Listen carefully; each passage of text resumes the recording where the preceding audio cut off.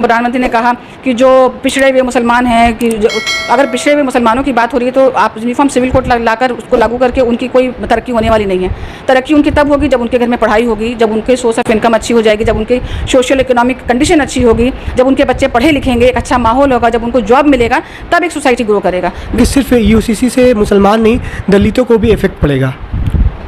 सिर्फ दलितों को नहीं, सारे जो जितने अलग अलग ट्राइबल्स ग्रुप्स हैं, जो अलग अलग रिलीजन के लोग हैं, उन सबको, सबके रिलीजन को इफेक्ट करेगा। बिकॉज यूनिफॉर्म सिविल कोड मतलब वन कंट्री वन लॉ, ये पॉसिबल नहीं है। वन कंट्री वन लॉ नहीं होता है। अगर प्रोग्रेस लाना है इंडिया को, कहीं ना कहीं अगर आगे बढ़ाना है, तो यहाँ पे आपको जो बेरोजगारी है उस पर बात कीजिए, जो करप्शन है उस पर बात कीजिए, जो inequality of social monetary income है उस पर बात कीजिए। उन सब मुद्दों पर तो कोई बात नहीं होती है। मैं हूँ तनवीर, आप देख रहे हैं द इको लाइव।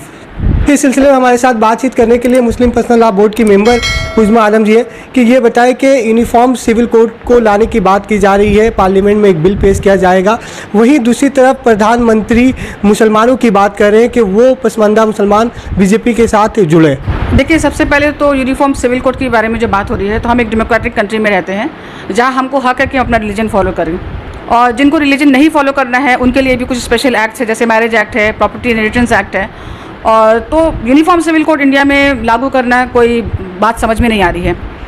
इंडिया एक इतना डाइवर्स कंट्री है और इतने अलग अलग कल्चर हैं यहाँ, इतने ट्राइबल कल्चर है यहाँ पर, सबको एक प्लेटफॉर्म में लाकर खड़ा कर देना बहुत मुश्किल की बात है।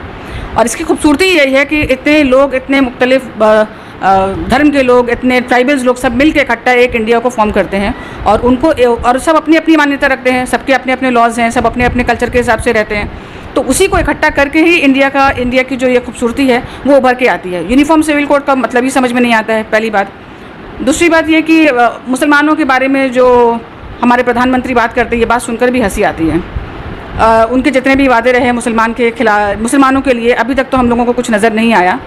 जब बीजेपी सत्ता में आई थी तो हमें भी उम्मीद थी कि शायद भारत बदलेगा, तरक्की होगी, तो साथ में हम भी भारत में, भाई हम भी as a citizen of India हैं, तो हमारी भी तरक्की होगी, हमारे अंदर भी कुछ बदलाव आएगा। लेकिन वक्त गुजरता गया तो हमें ये समझ में आने लगा कि हमको तो एकदम सेग्रीगेट करके रख दिया गया है। इक्वालिटी की बात करते हैं तो ये इक्वालिटी कहाँ जाती है, जब एक समुदाय के लोग इकट्ठा होकर एक बेबस आदमी को किसी न किसी बहाने से मार देते हैं, तब वहाँ इक्वालिटी की कोई बात प्रधानमंत्री जी नहीं करते हैं। मणिपुर में देखिए भी इतना झमेला चल रहा है, वहाँ भी तो इक्वालिटी की ज़रूरत है, लेकिन वहाँ भी आज तक उन्होंने एक लफ्ज़ नहीं कहा। अब वो बेचारे फिर वो मुसलमान को एक मुद्दा बना रहे हैं कि मुसलमान जो पिछड़े हुए हैं उनको साथ लेके चलना है। तो ये बातें उनकी समझ में नहीं आती, ये मुझे लगता है मजाक हो गया है कंट्री के लिए। तो यूनिफॉर्म सिविल कोड से दिक्कत क्या है, क्यों बिल लाने की बात की जा रही है? देखिए, यूनिफॉर्म सिविल कोड से दिक्कत की बात, हम हर रिलीजन का अपना एक लॉ होता है। जैसे हम मुसलमान हैं तो हमारा शरिया लॉ है, और शरिया लॉ चेंज नहीं हो सकता है। ये लॉज जो हैं तो खुद अल्लाह ताला का बनाया हुआ लॉ है। इसे कोई भी कॉन्स्टिट्यूशन, कोई भी इंडिविजुअल इंसान या कोई भी आलिम, जितना भी हमारे दिन में भी अगर कोई आलिम होगा, वो उसको चेंज नहीं कर सकता है। और हमको इस कंट्री में ये आज़ादी मिलती है कि हम अपने शरिया लॉ को फॉलो कर सकें, अपने रिलीजियस लॉ को फॉलो कर सकें, as long as it is not having the peace of the country. तो इसी तरीके से सिर्फ हमारा लॉ नहीं, सिर्फ हमारे लिए नहीं, ये सारे जो हिंदुस्तानी जो जितने रहते हैं, अलग अलग मज़हब के लोग रहते हैं। जैसे आप क्रिश्चियनिटी को ले लीजिए, ये भी यहाँ रहती है, वो अपना रिलीजन फॉलो करती है, उनका भी एक अलग कल्चर होता है, उनकी शादी का तरीका अलग होता है, उनका डिवोर्स तरीका अलग होता है, उनका भी प्रॉपर्टी इनहेरिटेंस एक्ट अलग होता है। साउथ इंडिया में अगर आप जाइएगा तो साउथ इंडियन का कल्चर बिल्कुल अलग है यहाँ से। नॉर्थ इंडिया में जाइएगा, हिंदूज़ का मैं बता रही हूँ, हिंदूज़ी में बहुत सारे लोग अलग अलग मुख्तलिफ लोग हैं। एक हिंदू ऐसे हैं जो बुद्ध की पूजा करते हैं, एक हिंदू ऐसे हैं जो बुद्ध की पूजा नहीं करते हैं। साउथ इंडियन में आप अपने भतीजे से शादी कर सकते हैं, मामा से शादी हो सकती है। नॉर्थ इंडिया में ये चीज़ नहीं हो सकता है। हमारे यहाँ डिवोर्स का सिस्टम है, हिंदूज़ में डिवोर्स का सिस्टम नहीं है। तो अलग अलग तरह के अलग अलग लोगों की अलग अलग मान्यता है, अलग अलग लॉज हैं उनके। तो यूनिफॉर्म सिविल कोड का मतलब क्या है? आज़ादी तो अपने रिलीजन के साथ होना चाहिए ना, पहले तो अपने रिलीजन आना चाहिए, फिर द कंट्री लॉ आना चाहिए। और इसमें तो हिंदुस्तान को कोई नुकसान नहीं है, यही तो उसकी खूबसूरती है कि अलग अलग लोग अलग अलग धर्म को मानते हुए भी सब इकट्ठा चलते हैं। बंगाल में देख लीजिए, बंगाल की पूजा अलग होती है। हम तो यहाँ जो पूजा देखते हैं, यहाँ सारे लोगों को देखते हैं इकट्ठा होकर पूजा करना, मिलना जुलना। अब जब नवंबर से हमारा जो फंक्शन यहाँ बंगाल का जो सिनेरियो होता है, आप देखिए सबसे खूबसूरत सिनेरियो होता है। पूजा के बाद जो माहौल शुरू होता है, फिर वो न्यू ईयर क्रिसमस आता है, सारे लोग उसमें इकट्ठा होते हैं। तो ये एक कल्चर है इंडिया का। तो यूनिफॉर्म सिविल कोड का मतलब नहीं समझ में आया। ये तो डिवाइड एंड रूल पॉलिसी हो गई ना, कि अलग अलग लोगों को जो अलग अलग रिलीजन को फॉलो कर रहे हैं उनको डिवाइड करके इस चीज़ को और ज़्यादा मतलब मजबूत कर देना, कि हेट्रेड वाला जैसे भी उनकी पॉलिटिक्स चल रही है, तो इसको और बढ़ावा देना और कुछ नहीं है। इसको लेकर मुस्लिम पर्सनल लॉ बोर्ड की क्या स्टैंड है अभी? देखिए, मुस्लिम पर्सनल लॉ बोर्ड शरिया की हिफाजत करता है, तो ये जो यूनिफॉर्म सिविल कोड की बात आ रही है तो कहीं ना कहीं ये किसी का भी जो अपना रिलीजियस लॉ है उसको अफेक्ट करेगा, तो इसलिए मुस्लिम पर्सनल लॉ बोर्ड इसकी मुखालिफत कर रहा है। और लॉ कमीशन ने सब लोगों से राय मांगी है as a citizen of India कि हम लोगों की क्या राय है, अगर वो लोग यूनिफॉर्म सिविल कोड के बारे में सोचते हैं तो हम भी इसकी मुखालिफत करते हैं। आई थिंक जो हर कोई इंसान जो अपना रिलीजन फॉलो करता है, चाहे वो हिंदू हो, चाहे वो मुसलमान हो, चाहे वो क्रिश्चियन हो, चाहे वो सिख हो, चाहे वो बौद्ध हो, वो इसको रिजेक्ट करेगा। क्या आप मानती हैं कि CAA NRC जिस तरह से लागू करने की बात की जा रही है उसको लेकर देश भर में मुखालफत हुआ, प्रदर्शन हुआ, धरने पे लोग थे, अगर UCC को भी लागू किया जाएगा इसको लेकर क्या मुसलमान सड़कों पे नज़र आएंगे? देखिए, अभी बात तो वहाँ तक नहीं पहुँची है, हमारा तो ऐसा कोई प्रोटेस्ट का इरादा नहीं है। जब उन्होंने एक डेमोक्रेटिक वे से एक सजेशन मांगा है तो बस मैं ये गुजारिश करूँगी सारे सिटीज़न ऑफ इंडिया से कि आप अपनी राय दीजिए, कमीशन को आप राय भेजिए, उसके बाद देखिए कमीशन इस पर क्या डिसीजन लेता है। अगर वो डेमोक्रेटिक तरीके से काम करेगा तो हमको नहीं लगता कि प्रोटेस्ट वगैरह की ज़रूरत पड़ेगी, और अगर कुछ चीज़ अनडेमोक्रेटिक होगी तो फिर जो लोगों का फैसला होगा वो हमारा भी फैसला होगा।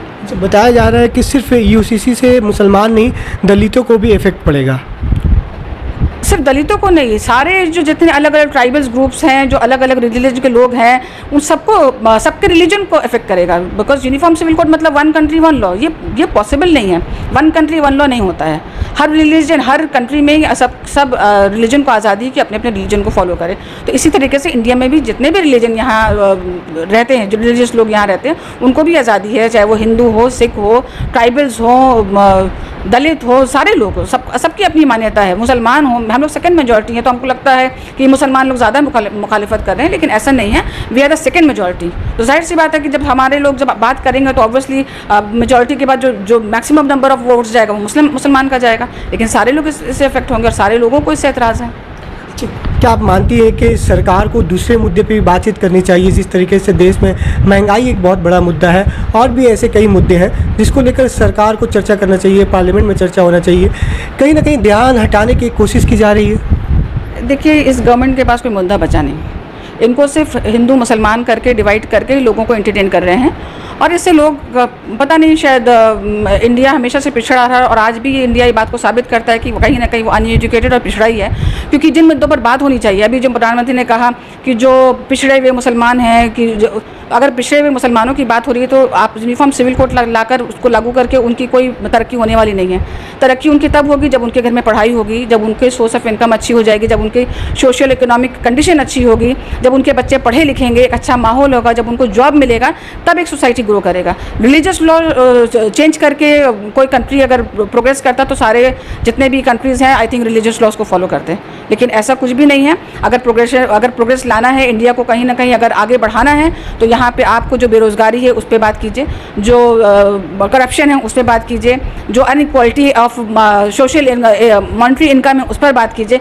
उन सब मुद्दों पे तो कोई बात नहीं है। जो मॉब लिंचिंग होती है उस पर इक्वालिटी रहिए। एक दलित के एक ग्रुप के लोग एक निहत्थे लोग को मार देते हैं और उस घर पे जिस घर का वो बच्चा होता है उस फैमिली की बेरोज़गारी ख़त्म हो जाती है, उसके घर में सिक्योरिटी नहीं रहती है। आप मुसलमान को अगर प्रोटेक्शन देना चाहते हो तो आप इन सब चीज़ों पर सिक्योरिटी दीजिए ना। आप उसके घर में जो उसके मर्द हैं उसको सिक्योरिटी प्रोवाइड कीजिए, उसको प्रोटेक्शन प्रोवाइड कीजिए, उनके घर में इकोनॉमिक कंडीशन इंप्रूव कीजिए, एजुकेशन लाइए। आप तो वादे बहुत कर रहे थे कि ऐसा कुछ होने वाला है, ये हो जाएगा। आप घर घर सिलेंडर पहुंचा दिए, आपने कभी खबर ली कि उस घर में सिलेंडर जल रहा है कि नहीं जल रहा है और कैसे जल रहा है? तो ये सब मुद्दों पे अगर बात होगी तो इंडिया प्रोग्रेस करेगा। कम्युनल पोजीशन में अगर बात होगी तो फिर इंडिया हमेशा लड़ता ही रहेगा। और अभी जो सिचुएशन इंडिया की हो गई है, लग रहा है कि हम लोग विद इन द कंट्री एक वॉर पे हम लोग जा रहे हैं। हिंदू मुसलमान सिख ईसाई बस सब आपस में लड़ रहे हैं, तो ऐसे प्रोग्रेस नहीं होगा। ये थी उज़्मा आलम जी, और UCC को लेकर all India Muslim personal law board का जो स्टैंड है उन्होंने राय मांगा है, और कहीं ना कहीं मुसलमानों में भी इसको लेकर सख्त नाराज़गी पाई जा रही है। इसके साथ साथ सिविल सोसाइटी का एक बड़ा तबका भी इसको लेकर मुखालफत कर रही है। हमारे इस वीडियो को अगर आप फेसबुक पर देख रहे हैं तो हमारे पेज को लाइक करें, यूट्यूब पर देख रहे हैं तो हमारे चैनल को सब्सक्राइब करें, इस वीडियो को ज़्यादा से ज़्यादा शेयर करें।